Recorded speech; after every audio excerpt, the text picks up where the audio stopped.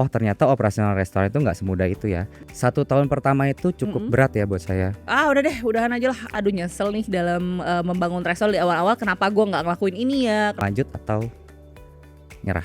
UMKM maju, bangkit bersama, bersama komunitas partner GoFood. Teman-teman baru belajar bersama, partner GoFood yang lama dan baru selalu kompak.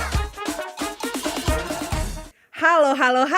Selamat pagi, selamat siang, dan juga selamat malam untuk partner GoFood.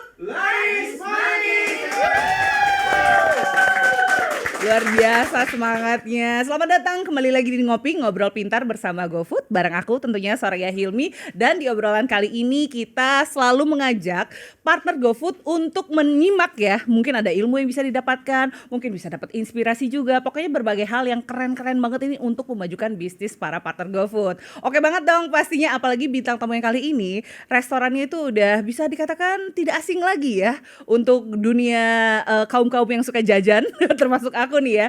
Karena beliau ini adalah pemilik dari restoran Garpu Pasta, Hui, bukan uhui ya, tapi Hui Summer, dan juga nasi goreng bungkus besek yang berlokasi di Depok dan juga BSD.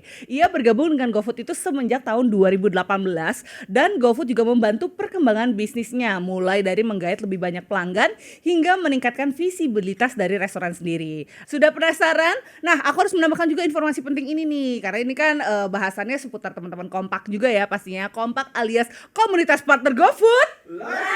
Wih, kompaknya masih sama. Pasti tahu dong sama beliau atau orang yang misterius satu ini, karena dia sangat terlibat juga melalui komunitas kita bersama, di mana di komunitas tersebut dia memiliki peranan yang cukup penting juga. Jadi teman-teman, daripada aku panjang kali lebar menjelaskan siapa sih bintang tamu kita hari ini, langsung saja yuk siapin kopi, catatan kamu, dan kita sambut Daniel, pemilik Garpu Pasta, Hui Summer, dan juga nasi goreng bungkus besek. Panjang, aku sampai pegang nyebutin bisnisnya, sederet bisnis yang begitu panjang. Tapi jangan salah, untuk sampai di titik yang sekarang, seorang Daniel, aku boleh dong panggil nama aja ya, nggak pakai embel-embel om atau Boleh. Jadi seorang Daniel ini benar-benar start from zero. Betul akhirnya banget. Sekarang jadi hero. Aku sebelum masuk pembahasan yang mendalam, aku tes dulu nih, kabarnya gimana sekarang? Baik banget. Bisnis Baik sedang banget. menyenangkan ya? Laris manis.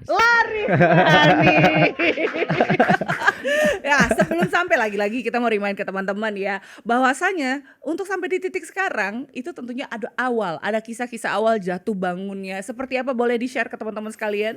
Iya, jadi sebenarnya saat saya mulai bisnis kuliner itu kita nggak punya pengalaman sama sekali ya. Oke, di F&B ini ya? Iya, F&B. Jadi sebenarnya bidangnya tuh nggak nyangkut-nyangkut di F&B sama sekali gitu.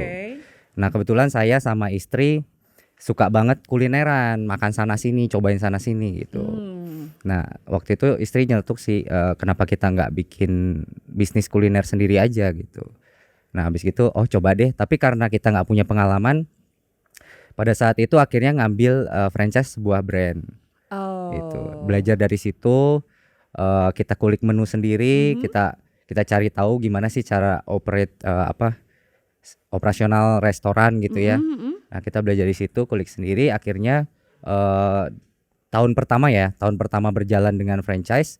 Tahun kedua memberanikan diri dengan brand sendiri. Akhirnya membangun brand sendiri. Betul. Sebelumnya nih, jujur-jujuran aja nih, apakah sudah pernah terjun di dunia bisnis sebelumnya? Jadi sedikit ada pemahaman tentang manajemen bisnis gitu nggak? Pernah. Tapi kuliner yang belum pernah. Kuliner belum pernah. Ternyata berbeda sekali nggak? Jauh banget. Oke, Ya. Nah ini yang paling penting ya. Kita harus highlight bagian penting ini, bahwasanya walaupun kamu sudah punya background atau latar belakang bisnis ataupun manajemen, yang namanya dunia kuliner itu berbeda sekali. Ada siasatnya tersendiri. Betul. Hingga ketika opening heboh deh, pokoknya punya brand sendiri ya. Ini kita ngomongin yang udah brandnya sendiri. Iya. Ramai banget ya kabarnya ketika Iya. awal-awal dibuka. Dan itu belum masuk ke konsep yang offline ya, masih yang benar-benar fokus di restoran. Iya. Betul. Kayak gimana tuh cerita awal-awalnya? Jadi sebenarnya saat opening cerita yang dulu ya. Jadi pas opening dengan brand franchise itu kita kan nggak ada pengalaman gitu ya, nggak expect kayak bakal rame banget gitu. Jadi kayak oh ya udah buka aja. karyawan secukupnya dengan pengalaman minimal gitu. Ternyata saat itu yang datang rame banget. Oke. Rame banget, kita nggak siap, dapur nggak siap. Akhirnya image pertama customer yang datang itu mungkin bad gitu ya, jelek ya. Nah, dari situ seiring berjalannya waktu kayak customer tuh mungkin ninggalin kita gitu. Itu tahun berapa nih? Daniel, kalau 2017. Oke, 2017 ya, era-era transisi ya. Iya. Dari yang biasanya orang ke restoran tapi sudah mulai mengenal juga 2018 di online-nya. Oh, baru masuk ke online. Ya, masih mau transisi tapi Iya, di betul. awal-awal kamu fokusnya masih di Di restoran resto. kan sebenarnya. Belum mengenal online dulu. Belum mengenal, itu saja sudah wah antusiasnya Iya. luar biasa. Itu kenapa? Karena menunya unik atau memang momentumnya pas banget? Kayaknya momentum juga ya. Oke. Di area saya itu dulu kafe belum banyak. Ini Depok nih yang Iya, kita bahas ya. di Oke. Depok belum banyak. Nah, saat itu pas kita buka resto, menunya unik-unik itu, ternyata antusiasme warga tinggi gitu. Oke. Tapi kitanya nggak siap untuk memenuhi keinginan mereka gitu. Ini kita bicara yang si Garpu Ya, Pasar. sebelumnya. Sebelumnya lagi. Ya, nah bahkan. dari situ akhirnya saya belajar, oh ternyata operasional restoran itu nggak semudah itu ya. Ya. Saya perbaiki menu-menu makanan juga, saya perbaiki lagi, saya update kayak gitu. Nah dari situ setelah saya belajar banyak, ternyata makanan yang kita buat itu diterima gitu sama customer. Dari situ mulai yakin, akhirnya bikin brand sendiri. Dan ketika sudah mulai agak pede lah ya, bisa dikatakan oke, udah mulai tahu nih flow-nya, ngalirnya nih seperti apa perjalanan bisnis kuliner. Hingga akhirnya berada di proses yang stabil itu berapa lama? 1 tahun pertama itu cukup berat ya buat saya. Terus stabilnya itu di tahun kedua. Baru masuk di tahun kedua. Jadi Tahun kedua. wajar ya ups and down seperti itu Iya ya. betul. Jangan langsung Betul. kayak udah deh, udahan aja lah. Aku Iya. besok mau jualan ini aja deh, lilin aja lah. Nggak mau jualan. Nggak bisa seperti itu Iya, ya. nggak bisa. Emang ada Jadi struggle ya. pas saya bangun resto itu juga saya kerja langsung di situ, Oh, masak juga, melayani customer juga, cuci piring juga gitu. masih Jadi semuanya handle sendiri. semuanya handle sendiri bareng-bareng karyawan. Setelah di tahun kedua baru mulai bisa ditinggal. Kan 1 tahun mungkin cukup lama ya. Kalau dibilang sih Daniel, kalau beberapa teman-teman kita kan mungkin aduh, emang gue harus nunggu selama ini ya, harus 1 tahun banget untuk Iya. bisa berada di titik stabil. Ada nggak secara pribadi Daniel ngerasa aduh nyesel nih dalam membangun resto di awal-awal, kenapa gue nggak ngelakuin ini ya, kenapa gue nggak begini ya? Ada nggak rasa seperti itu? Kalau penyesalan sih nggak ada ya. Jadi kegagalan atau kesalahan yang saya pernah buat dulu itu saya jadiin pengalaman aja sih untuk perbaikannya gitu. Tapi memang awal-awal itu di tahun pertama sempat kepikiran, aduh dilanjutin nggak ya bisnis Nah itu F&B-nya kan gitu. umumnya pasti bakalan kayak gitu kan. Kayak antara mau nyerah atau lanjut gitu. Ya berat sih, berat. Jadi tantangannya luar biasa di tahun pertama lah waktu itu. Tantangannya luar biasa antara saya pikir mau lanjut atau nyerah. Wah, secara utuh akhirnya jadi brand sendiri dan mulai megang lah ya. Oh, megang. Oh, Kayak iya. gue punya daerah Depok nih gitu. Yang udah mulai megang banget nih kunciannya. Itu prosesnya berapa lama dari 2017 itu? Di 2 tahun lah ya. Oke, di tahun Dua- kedua berarti tahun kita udah kedua. mulai bisa nih sharing di sini. Waktu itu apa sih yang dilakukan? Mungkin step by stepnya atau tips dan triknya yang akhirnya Daniel dan istri lakukan nih untuk membangun bisnis tersebut. Ya, yang pertama itu kita belajar operasional resto ya. Operasional. Kita buat SOP, terus juga update menu terbaru yang enak gitu ya, yang disukai warga atau masyarakat di situ. Terus juga training karyawan untuk lebih baik lagi gitu kan. Oh, jadi benar-benar balik ke akarnya dulu aja. Ada orang basicnya. saya pede jualan yang penting karena makanan aku enak, aku yakin banget ini laku. Iya, Gak iya, bisa iya. hanya itu Nggak aja. bisa hanya itu, banyak faktor. Makanya dengan kalau kita buka toko jualan barang, mungkin barang A terjual selesai gitu kan. Iya. Kita mungkin manis ngomong aja atau harga barangnya murah. Tapi kalau di bisnis makanan ini banyak faktor yang harus kita perhatikan gitu. Oke.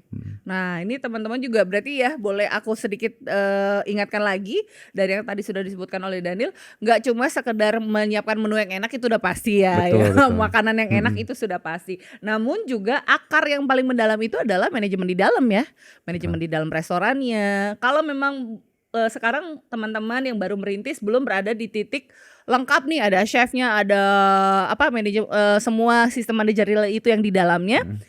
Teman-teman yang masih handle sendiri, jangan heran. Seorang Daniel pun sempat menjadi palu gada di Betul. dalam bisnisnya sendiri. Semuanya harus bisa. Semuanya harus bisa. Karena kalau kita menguasai semuanya, aku rasa itu yang mempermudah juga ya untuk Daniel dan istri mengelola manajemen bisnisnya sendiri. Karena Betul. sudah tahu nih rasanya seperti apa jadi chef. Rasanya seperti apa jadi pelayannya, ya kan? Jadi semua unsurnya sudah dikuasai. Jadi itu cukup penting juga. Sama, yang paling penting juga yang membuat istimewa dari brand ataupun produk-produknya Daniel itu adalah koneksi sama pelanggannya sendiri. Iya. Apakah apa sih ya, langsung di-share aja lah rahasianya nih yang harus dilakukan nih sama teman-teman sekalian. Kalau untuk menangani pelanggan ya, kita sebenarnya harus tahu dulu sih beberapa jenis pelanggan. Kalau Oke. dari saya pribadi sendiri itu saya membagi 4 ya. Yang pertama pelanggan baru. Oke. Gitu. Kita kasih treatmentnya seperti apa, misalnya pelanggan baru tuh harus di treatment secara perfect lah, ibaratnya kita maunya perfect yang terbaik. Terus makanan yang kita sajikan juga jangan fail gitu. Oke. Nah, karena pelanggan baru ini berpotensi untuk mereka menjadi pelanggan loyal gitu. Nah, yang kedua ini pelanggan loyal itu sendiri. Oke. Jadi pelanggan yang memang sudah memberikan kita sales hari ke hari, minggu ke minggu. Nah, itu juga kita bisa berikan reward. Ibaratnya kayak loyalty program lah. Jadi Iya, mereka iya, belanja iya. misalnya nominal tertentu, dia bisa dapat cashback poin misalnya berapa persennya. Yang bisa dia gunakan sebagai diskon untuk membeli makan di sesi berikutnya gitu, di pembelajaran berikutnya. Nah, yang ketiga ada pelanggan yang impulsif. Gitu. Pelanggan impulsif itu mereka biasanya datang ke resto nggak tahu mau beli apa, datang aja gitu. Terus baru lihat menunya, buka-buka menu, habis itu baru dia tentuin, oh saya maunya yang ini gitu. Nah, treatmentnya kita bisa tawarkan menu favoritnya kita. Terus juga dengan banding-banding program promosi gitu, diskon misalnya yang tadinya dia belanja 50.000, terus karena kita tawarkan, oh dengan kamu belanja 200.000 ada diskon loh berapa persen gitu. Nah, akhirnya meningkatkan basket size-nya kita Oke. gitu. Dan yang keempat ada pelanggan diskonan gitu. Nah, sebenarnya nggak boleh dianggap Sebentar kok, remeh loh Daniel. ya. Ini mereka sudah mulai tergelitik. Ini wajah-wajah. Oh, aku pelanggan diskonan. Harus diakui, mereka cukup berpengaruh juga masuk Betul, dalam list betul. ya sebagai pelanggan diskonan yang Ya, pelanggan yang diskonan ini sebenarnya nggak boleh dianggap remeh gitu ya. nah. Karena sebenarnya ini ngebantu kita banget. Jadi kalau kita jualan itu ada menu-menu yang memang kurang laku kan. Itu ada bahan baku yang cepat rusak ya kan, dan dipakai di menu tersebut, dan menu itu sebenarnya harus cepat keluar. Tapi karena kurang laku, nah bisa kita banding dengan menu favoritnya kita. Oh. Lalu ditawarkan berupa campaign atau promosi ke mereka gitu. Ibu-ibu termasuk saya. Ini kayaknya kurang Kurang ini ya, pengalaman gitu. hidup ya. Dan yang paling penting sebagai pedagang atau pemilik merchant dilarang baper ya. Dan potensi jadi customer loyal juga kan, kalau dia suka datang kembali atau membeli makanan kita, berarti 90% produk kita itu udah bagus. Menurut saya tantangan terbesar di bisnis F&B itu SDM.